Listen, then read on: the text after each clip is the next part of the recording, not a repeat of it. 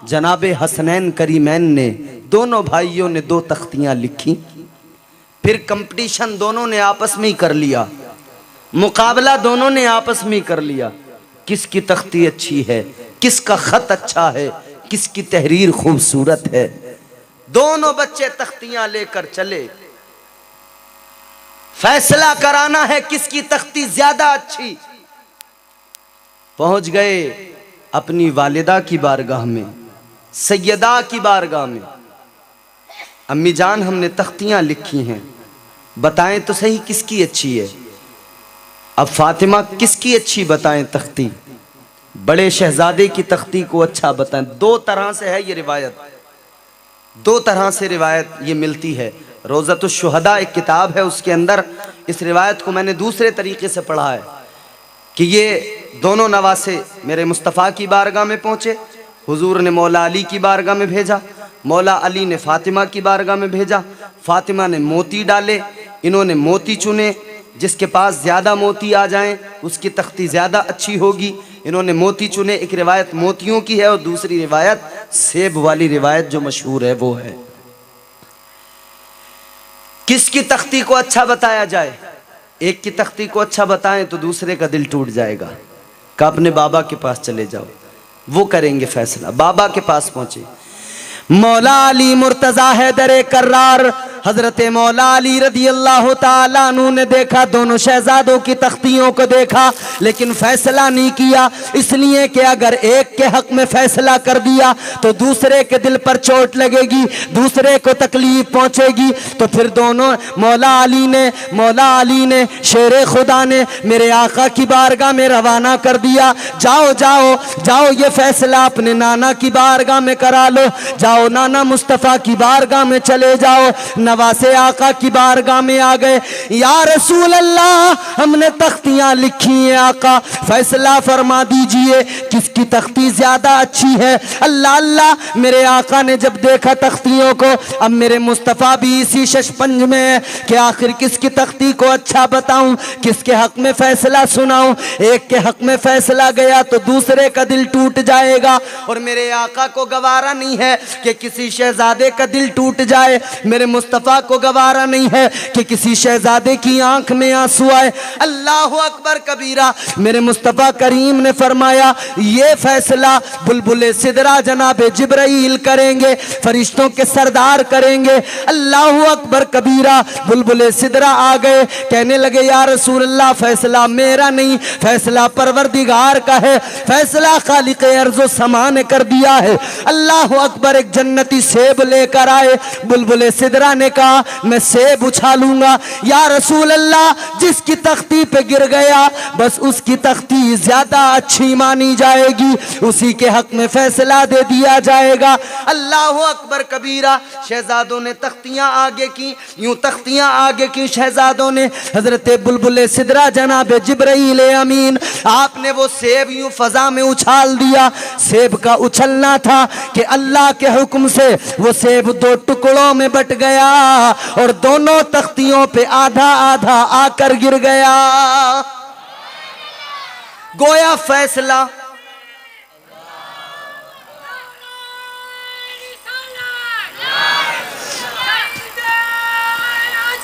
जिंदाबाद या फैसला हो गया। आधा सेब इस तख्ती पे गिरा, आधा सेब उस पे गिरा, दोनों का फैसला बराबर, ऊपर नीचे कुछ नहीं, बैलेंस कर दिया अल्लाह ने। जिनकी तख्तियों के फैसले परवरदिगार करता हो, उनका मकाम और मर्तबा क्या होगा मुसलमानों। मगर क्या दौर आ गया, 60 हिजरी, जिस दौर के बारे में मेरे मुस्तफ़ा करीम अलैहिस्सलाम ने पहले ही खबरें दे दी थीं, और मेरे मुस्तफ़ा ने यह भी फरमा दिया था कि मेरी उम्मत में मेरी सुन्नत को, मेरे बाद मेरी सुन्नत का बदलने वाला सबसे पहला इंसान बनु उमैया का एक शख्स होगा और उसका नाम यजीद होगा। हुजूर ने बाज़ाब्ता इस हदीस में नाम भी उसका लिया, और यही हुआ। यजीद तख्त नशीन हो गया 60 हिजरी। जब तख्त नशीन हुआ तो ये किसी भी हीले से, किसी भी तरह से बस बैत लेना चाहता था। शामियों से बैत ले रहा था, दीगर इलाके के लोगों से, इराक वालों से बैत ले रहा था, मगर सबसे बड़ी फिक्र ये थी कि जब तक असहाबे पैगंबर की औलादें मौजूद हैं, वो जब तक बैत ना करेंगे, हजरत अब्दुल्ला इब्ने उमर, हजरत अब्दुल्ला इब्ने जुबैर, हजरत अब्दुर्रहमान इब्ने अबू बकर, ये असहाबे पैगंबर की औलादें, और फिर हजरत सैयदना इमाम हुसैन रदी अल्लाह ताला अन्हु, ये लोग, इसे फिक्र थी कि अगर इन्होंने बैत कर ली तो फिर कोई आवाज बुलंद करने वाला नहीं रहेगा, फिर कोई अलम बगावत बुलंद नहीं कर सकता है। बस इसी फिक्र में लग गया कि किसी तरह से इनसे बैत ली जाए। एक खत इसने लिखा, मदीने की जानिब रवाना किया। मदीने के गवर्नर थे वलीद बिन उकबा, उनके पास में खत पहुंच गया। खत में लिखा हुआ था कि अमीरुल मोमिनीन जनाब हजरत अमीर मुआविया का इंतकाल हो चुका है और उसके तख्त नशीन होने के बारे में यजीद के लिखा हुआ था, और उसने लिखा था कि मैं तुम्हें हुक्म देता हूं कि तुम हजरत अब्दुल्ला इब्ने उमर, हजरत अब्दुल्ला इब्ने जुबैर, हजरत अब्दुर्रहमान बिन अबू बकर और इमाम हुसैन, इनको बुलाकर इनसे मेरी बैत लो। अगर ये बैत करें तो ठीक, वरना इनको, इन पर सख्ती करो, किसी भी हाल में बैत लो, वरना इन्हें कत्ल कर दो। खत आ गया, वलीद बिन उकबा ने पढ़ा, सोचा क्या करूं। मशवरे के लिए मरवान को बुला लिया, जो पिछला गवर्नर था मदीने का। मरवान जब आया तो मशवरा किया, मरवान ने कहा फौरन बुला लो। इशा की नमाज पढ़कर इमाम हुसैन अभी मस्जिद नबवी से निकले नहीं थे कि कासिद पहुंच गया गवर्नर हाउस से, बुलावा आया, हुसैन चलो गवर्नर हाउस चलना है। इमाम हुसैन हैरान है कि आखिर इतनी रात में गवर्नर हाउस में मुझे क्यों बुलाया जा रहा है।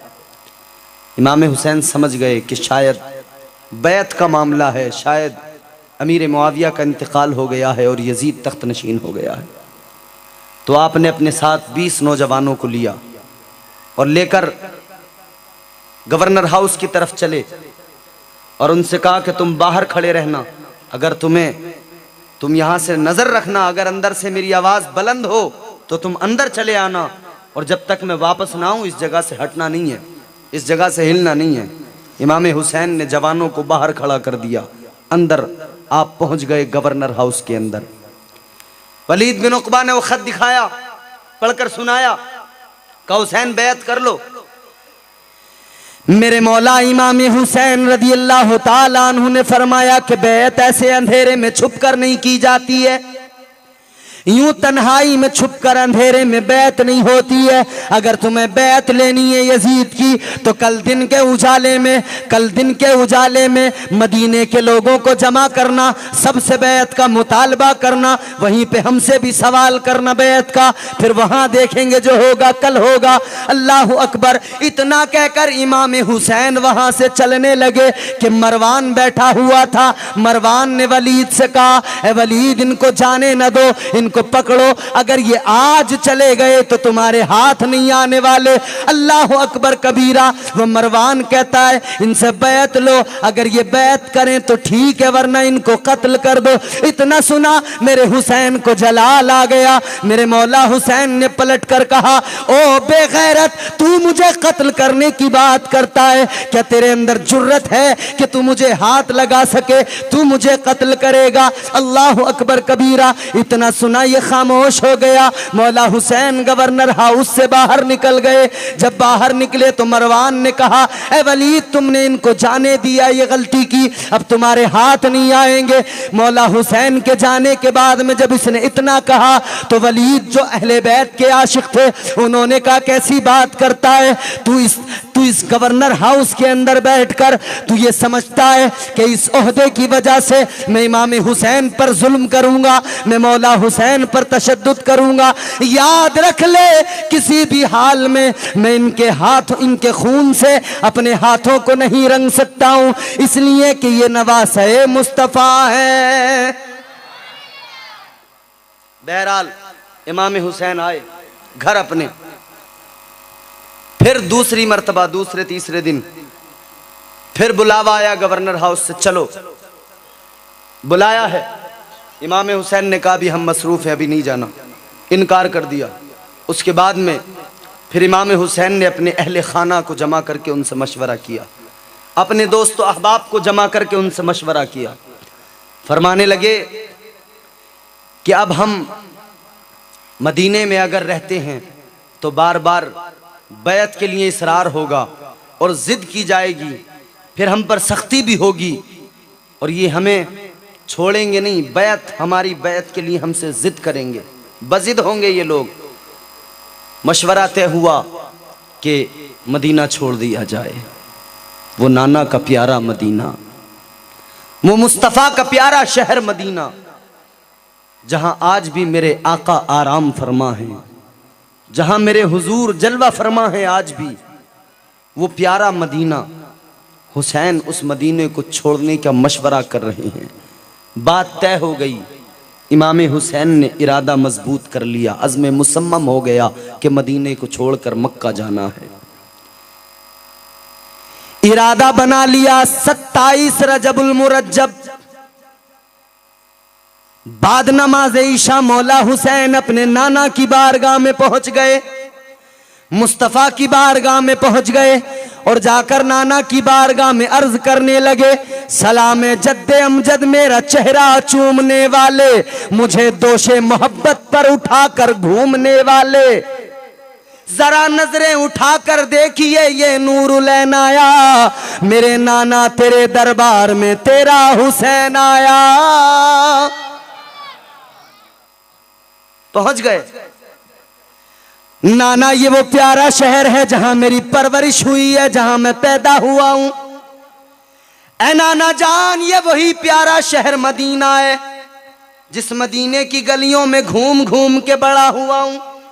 ये वही शहर है जिस मदीने के अंदर आपने मुझे अपनी आगोश में लिया है, अपनी आगोश में लेकर खिलाया है, मेरे बोसे लिए हैं, मेरी परवरिश की है। लेकिन नाना आज वक्त ऐसा आ गया है कि आज आपके इसी मदीने को छोड़कर मैं जाने लगा हूं। ऐ नाना, आज इसी मदीने को छोड़कर जाने का वक्त आ गया है। आंखों में आंसू हैं हुसैन की, अश्कबार आंखें हैं, भीगी हुई आंखों से क्या मंजर रहा होगा, क्या गुजर रही होगी हुसैन के दिल पर। मदीना छोड़ने आज भी जो लोग हज करने जाते हैं उनसे पूछो, जब वो मदीना पहुंचते हैं ना, मदीना शरीफ, तो तबीयत उनकी ऐसी जवान हो जाती है, तबीयत, बूढ़े बूढ़े लोग, चला नहीं जाता, उठा नहीं जाता, बैठा नहीं जाता, लेकिन जब मदीना पहुंचते हैं तो जवानी लौट के आ जाती है। फिर वो दौड़ते हुए नजर आते हैं, फिर उनका दिल मगन हो जाता है, फिर वो बहारें, वो मंजर, वो रौनक जब देखते हैं ना, तो फिर दिल कहता है कि काश हम इसी दर के नौकर होते, यहीं पर झाड़ू लगाने की ड्यूटी लग जाए, अब कोई जाने के लिए ना कहे और हम यहीं पर आबाद हो जाएं।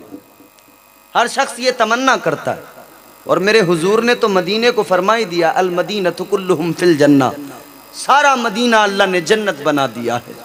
और हम तो दुआ करते हैं, सरकार बुला लीजिए एक बार मदीने में, और मोहब्बत से बोलो, जिसे मदीना जाना है वो मेरे साथ मोहब्बत के साथ झूमकर मचल कर सुनेगा और पढ़ेगा। जरा सी इको दें, थोड़ी वॉल्यूम बढ़ा दें, मोहब्बत से कहें सुभान अल्लाह। सरकार बुला लीजिए एक बार मदीने में, सरकार बुला लीजिए एक बार, सरकार बुला लीजिए एक बार मदीने में, अरे जन्नत का करें हम भी दीदार मदीने में, जन्नत का करें हम भी।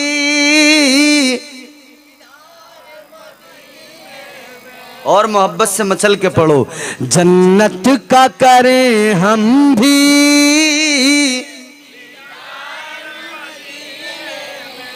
हर एक की ख्वाहिश है, आए तेरे रोजे पर या रसूल अल्लाह, हर एक की ख्वाहिश है, आए तेरे रोजे पर, हर एक की ख्वाहिश है, आए तेरे रोजे पर, एक बार नहीं, एक बार नहीं आका, 100 बार मदीने में।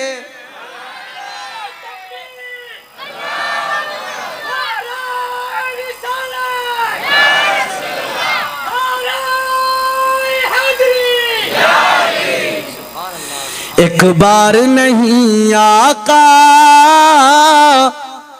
100 बार,